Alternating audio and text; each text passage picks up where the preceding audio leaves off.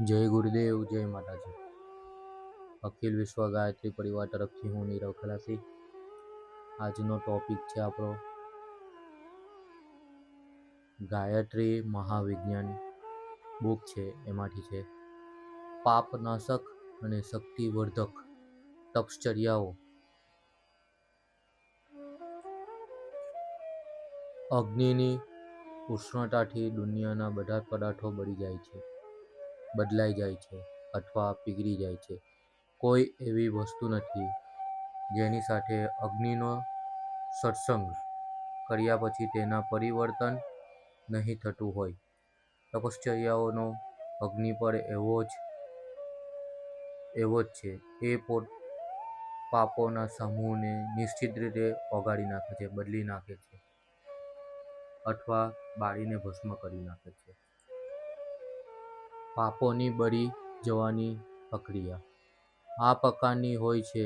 જે પાપો હજુ પ્રારંભ નથી બન્યા, અજ્ઞાનમાં થયા છે, તે નાના મોટા શુભ કર્મો તપના અગ્નિમાં બળીને આપોઆપ ભસ્મ થઈ જાય છે. સૂકા ઘાસના ઢગલાને અગ્નિની એક નાની સરખી ચિનગારી બાળી નાખે છે. એવી રીતે આ પાપના પાપકર્મો, તપશ્ચર્યા, પ્રાયશ્ચિત અને ભવિષ્યમાં તે જ કરવાના દૃઢ નિશ્ચયથી આપમેળે નાશ આગ્રહપૂર્વક તપાસતા હતા. અનેક જાતની તપસ્યાઓમાં ગાયત્રી તપસ્યાનું સ્થાન બહુ જ ઊંચું છે. અહીં નીચે કેટલીક પાપનાશિની અને બ્રહ્મતેજ ધરાવનારી તપશ્ચર્યાઓ બતાવવામાં આવી છે. એમાં પહેલી તપશ્ચર્યા અસ્વાદ તપ. જે વસ્તુઓની ટેવ પડી હોય તેમના વિના ચાલવી લેવાના આગ્રહથી થતા કષ્ટોને તપ કહે છે. ભોજનમાં ખારો અને ગોળિયો એ બે મુખ્ય સ્વાદો હોય છે. એમાંથી એક વસ્તુ જો ખાવામાં ન આવે તો ભોજન સ્વાદરહિત થઈ જાય છે. ખાસ કરીને લોકોને સ્વાદિષ્ટ ભોજન ગમે છે. આ બે સ્વાદ તત્વોને અથવા એ પૈકી એકને છોડી દેવાથી ભોજન બને છે. એને વાસ્તવિક પ્રકૃતિવાળો પસંદ કરી શકે છે. રાજસિક પ્રકૃતિવાળાનું મન એનાથી પ્રસન્ન થતું નથી. જેમ જેમ સ્વાદરહિત ભોજનથી સંતોષ પેદા થાય છે, તેમ તેમ સ્વાસ્થિકમાં વધારો થાય છે. તપનો આ પ્રયોગ શરૂઆતમાં બહુ લાંબો કરવો નહીં. જરૂરિયાતમાં એક અઠવાડિયું, એક મહિનો અથવા એક ઋતુઓ માટે એનો પ્રયોગ કરવો જોઈએ.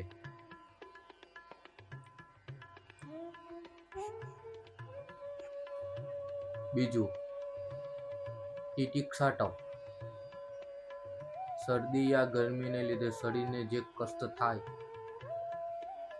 છે તેને થોડું સહન કરવું જોઈએ. શરદ ઋતુમાં ઘોડિયું, ઉપવસ્ત્ર અથવા બંડી એ બે વસ્ત્રોથી ચલાવવું. રાત્રે રૂની રજાઈ ન ઓઢવી અને માત્ર કામનારથી કામ ચલાવવું. ગરમ પાણી ન વાપરતા તાજા ઠંડા પાણીથી સ્નાન કરવું. અગ્નિએ તાપવું નહીં. આ બધા સહનના તપો છે. પંખો, છત્રી અને બરફનો ત્યાગ ગરમીની તપસ્યા છે. ત્યાર પછી છે ત્રીજો છે કર્ષણ તપ. પ્રાતઃકાળે 1 કલાક રાત રહે ત્યારે ઉઠીને નિત્યકર્મમાં લાગી જવું.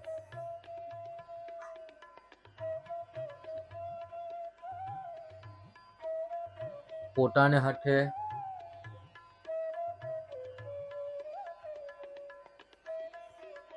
હાથે બનાવેલું ભોજન જમવું.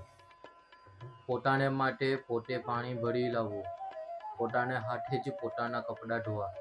પોતાના વાસણો પોતે જ માંજવા. પોતાના કામો બીજા પાસે ઓછામાં ઓછા કરાવવા.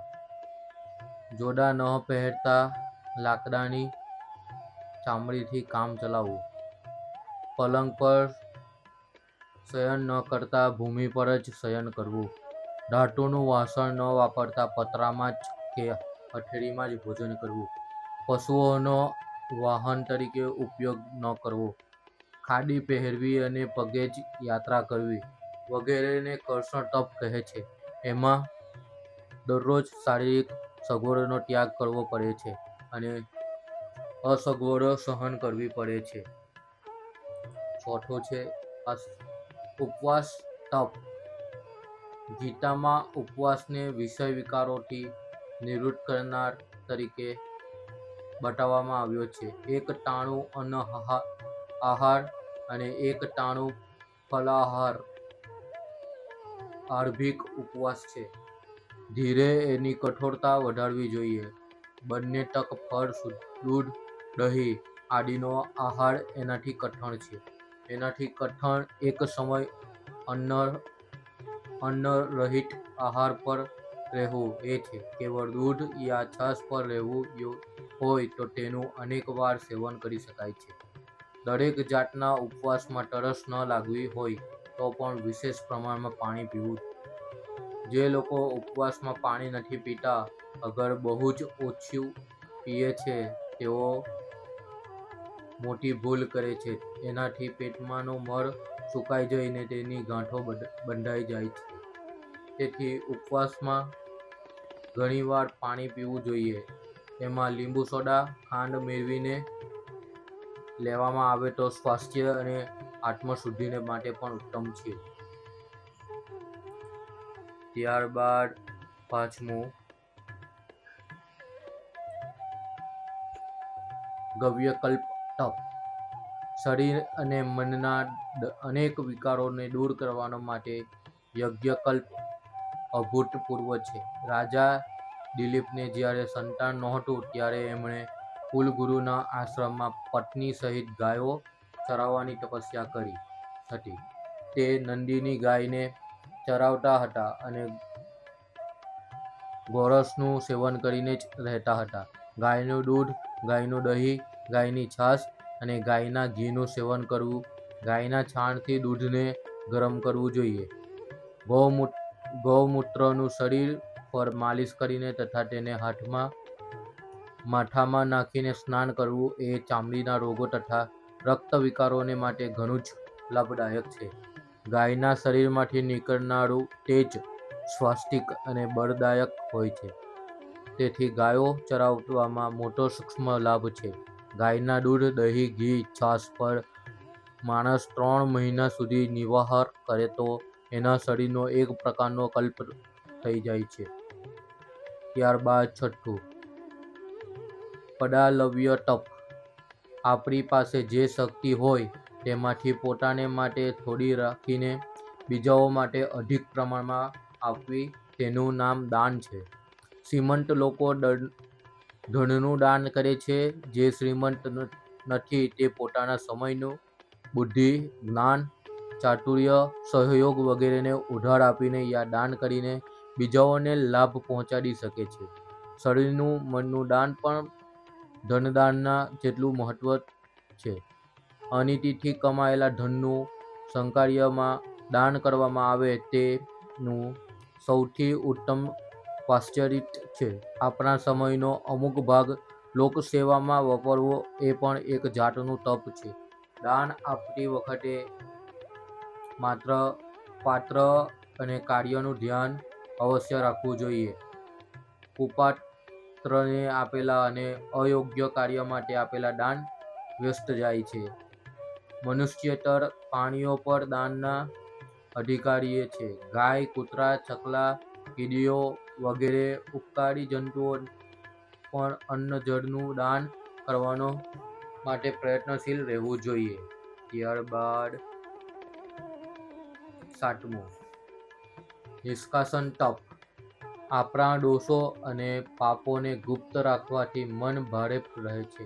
પેટમાં ગંદો મેલ ભરાઈ રહે તો તેથી અનેક પ્રકારના રોગો ઉત્પન્ન થાય છે. એવી જ રીતે આપણા પાપોને છુપાવી રાખવામાં આવે તો જે ગુપ્તતાથી જમા થયેલા મેલ આપણા માનસિક ક્ષેત્રને દુર્ગંધમય તેમજ સડેલું બનાવી દે છે. તેથી થોડાક ગંભીર અને વિશ્વાસપાત્ર હોય એવા મિત્રો પસંદ કરવા. તેમણે આપણા પાપોનું કથા કહેવી, આપણી મુશ્કેલીઓ, દુઃખની વાતો, ઈચ્છાઓ, અનુભવો પણ કેટલાક સહાનુભૂતિવાળા ઉદાર મિત્રોને કહી દેવા જોઈએ. આમાં ગુપ્ત વાતો બીજાને કહેવી એ એક પ્રકારનો જુલાબ છે, જેનાથી મનોભૂમિ નિર્મળ બને છે. ત્યારબાદ છે 8મું, સાધના ને તપ. ગાયત્રીના 24,000 જપ 9 દિવસમાં પૂરા કરવા.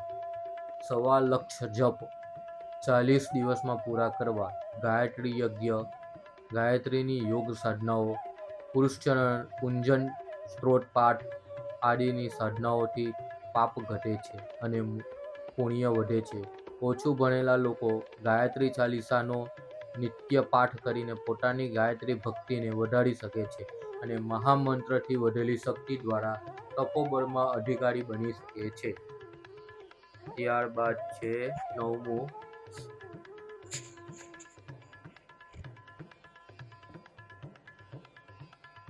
બ્રહ્મચર્ય તપ.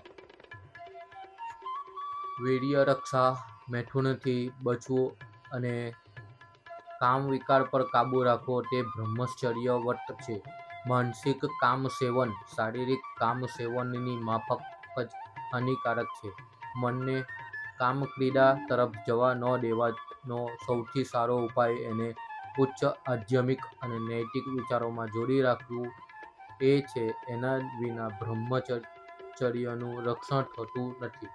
મનને બ્રહ્મમાં સતત તત્વમાં જોડવાથી આત્મોન્નતિ થાય છે અને ધર્મ સાધન તેમજ બ્રહ્મચર્યની રક્ષા પણ થાય છે. આમ એક પ્રકારના ઉપાયથી 3 લાભ કરાવનારું આ તપ ગાયત્રી સાધના કરનારો માટે બધી રીતે મહત્વનું છે.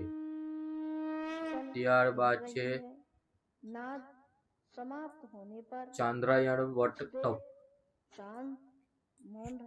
આ વ્રતનો પ્રારંભ પૂર્ણિમાથી કરવામાં આવે છે. પૂર્ણિમાએ જેટલો પોતાનો ખોરાક હોય તેનો 16મો ભાગ પ્રત્યેક દિવસે ઓછો કરવો.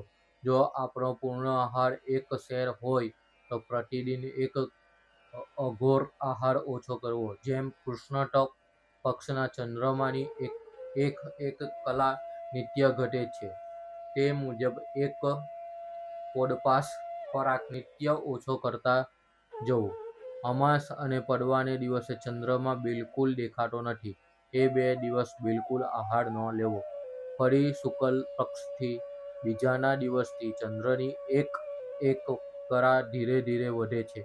તેવી જ રીતે 1 પોડ પાછળ વધારતા જઈ પૂનમ સુધીમાં પૂર્ણ આહાર સુધી પહોંચી જવું. આ 1 માસમાં આહાર વિહારનો સમય, સ્વાધ્યાય, સત્સંગમાં પ્રવૃત્તિ, વાસ્તવિક જીવનચર્યા તથા ગાયત્રી સાધનામાં ઉત્સાહપૂર્વક સંલગ્ન રહેવું જોઈએ.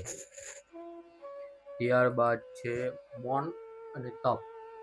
મૌનથી શક્તિઓનો ક્ષય થતો અટકે છે, આત્મબળનો સમય થાય છે, દેવી દેવતાઓની વૃદ્ધિ થાય છે, ચિત્તની એકાગ્રતા વધે છે, શાંતિનો પ્રાદુર્ભાવ થાય છે અને બહિર્મુખા વૃત્તિઓ અંતર્મુખા થવાથી આત્મોન્નતિનો માર્ગ મોકળો થાય છે.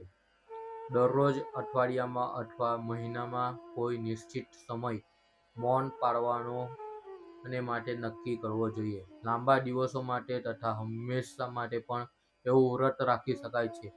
પોતાની સ્થિતિ, રુચિ અને સગવડ મુજબ મૌનની મુદ્દત નક્કી કરવી જોઈએ. મૌન કાળનો મોટો ભાગ એકાંતમાં સ્વાધ્યાય અથવા બ્રહ્મચિંતનમાં પસાર કરવો જોઈએ. ત્યારબાદ છે 12મું અને લાસ્ટ, અર્જન તપ. વિદ્યાયન, શિલ્પકળા, દેશાટન, મલ્લવિદ્યા, સંગીત આદિ પૈકી કોઈ પ્રકારની ઉત્પાદક અને ઉપયોગી વિદ્યા પ્રાપ્ત કરવા પોતાની શક્તિ, યોગ્યતા, ઉપયોગિતા વધારવી તે અર્જન તપ છે. વિદ્યાર્થીને કષ્ટ સહન કરવા પડે છે ને જે પ્રકારે મન મારવું પડે છે તથા સુખ સગવડો છોડી દઈને મુશ્કેલીભર્યો કાર્યક્રમ અપનાવવો પડે છે. એ તપનું લક્ષણ છે. કેવળ બાળપણમાં જ નહીં, વૃદ્ધાવસ્થામાં અને મૃત્યુ સુધી કોઈને કોઈ રીતે સદા અર્જન તપ કરવા રહેવાનો પ્રયત્ન કરવો જોઈએ. વર્ષમાં થોડો સમય તો જરૂર આ તપશ્ચર્યા માટે કાઢવો જોઈએ, જેથી આપણી તપશ્ચર્યામાં વધારો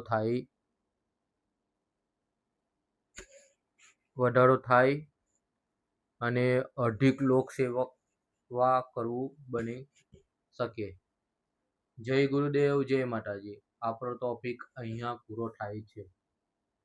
મારી યુટ્યુબ ચેનલ યુગ નિર્મલ યાત્રાને સબસ્ક્રાઇબ કરો, લાઇક કરો, બેલ આઇકોન દબાવો.